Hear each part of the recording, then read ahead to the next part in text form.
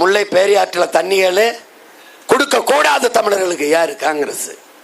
கொடுக்க கூடாது தமிழர்களுக்கு கம்யூனிஸ்ட்.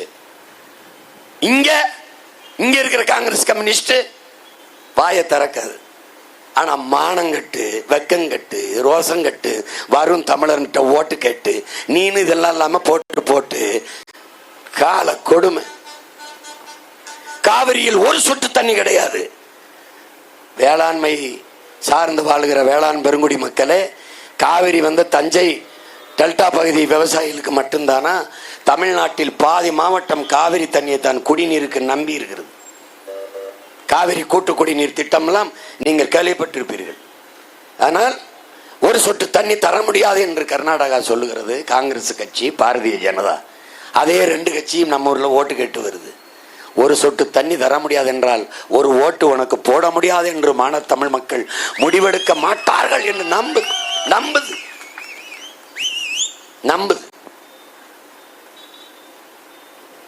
என்னைக்கு உங்களுக்கு இந்த அநீதியை கண்டு கோபம் வரப்போகுது? என்னைக்கு ஆத்திரம் வரப்போகுது?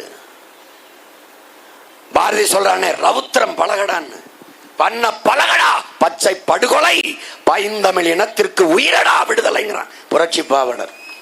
கொலைவாளின் எழடா மிக கொடியோர் செயல் அறவே, குகைவாள் ஒரு புலியே உயர் குணமிக தமிழாங்கிறான்.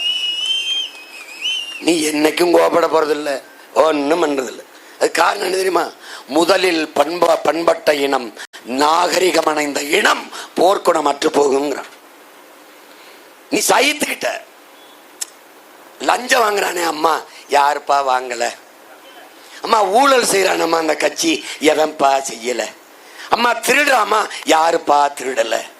இப்படியா இந்த சகிப்புத்தன்மை தான் போர்க்குணத்தை மறங்கடிச்சு அடிமையாக்குகிறதே. அன்புடன் பிறந்தவனே, அநீதியை கண்டு அச்சம் கொள்ளாமல் துணிந்து நின்று போராடுகிறவன் எவனோ அவனே உண்மையான ஜிகாத் என்கிறார்கள் நபிகள் நாயகம் அவர்கள். நீங்க என்னைக்கு ஜிகாத்தா போறது? எங்களுக்கு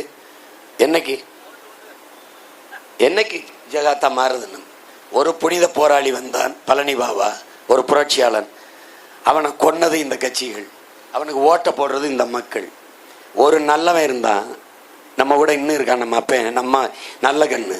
இதே மண்ணில் கோயம்புத்தூர்ல எம்பிக்கு நிற்கும் போது ஒரு மனித புனிதன், உண்மை நேர்மையுமா இந்தியாவில் ஒரு தலைவன் இருக்கான்னா, இந்த நாட்டின் விடுதலைக்கு 6 வருஷம் சிறையில் இருந்தவன், மீச முடிய ஒவ்வொரு முடியா புடுங்கி சுருட்டால சுட்ட போது அவ்வளவு துன்பத்தை தாங்கி கொண்டு களத்தில் இருந்த வீர மறவன் நல்ல கண்ணு. ஒரு வார்டு கவுன்சிலர் பதவி கொடுத்திருக்கியா நீ? உன் நெஞ்சத்தொட்டு சொல்லு. ஒரு வார்டு கவுன்சிலர் கொடுத்திருக்கியா நீ? இதே மண்ணில் இதே கோயம்புத்தூர்ல தோக்கடிச்ச சிபி ராதாகிருஷ்ணன் வெல்ல வச்ச யாரோட சேர்ந்து? இந்த திருட்டு திராவிட கூட்டத்தோட சேர்ந்துதான். திமுகவோட கூட்டணி வச்சு ஓட்டு போட்டு அவன் பிஜேபி எதிர்ப்பான்னு நம்புற. பிஜேபி எச் ராஜாவை முத சட்டமன்றத்துக்கு கூட்டி போன கட்சியே தெரியுமா? திமுக.